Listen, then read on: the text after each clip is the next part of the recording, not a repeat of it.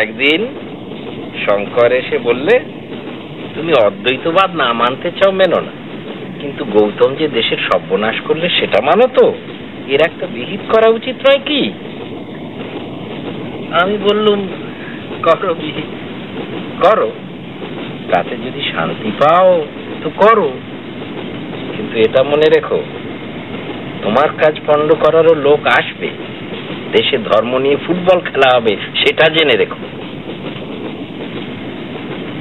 ছোকরার মধ্যে জিনিস ছিল, কিন্তু আয়ুর্বিজ্ঞানটা রপ্ত হয়নি তো, তাই 32 বছর বয়সেই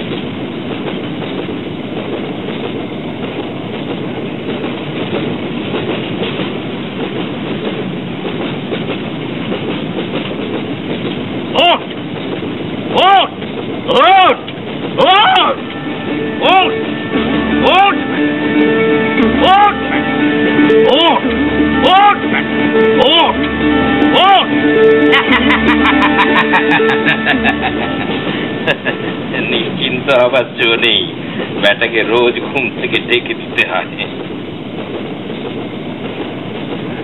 বাবা, কি হলো? আমার মনে বড় অশান্তি বাবা।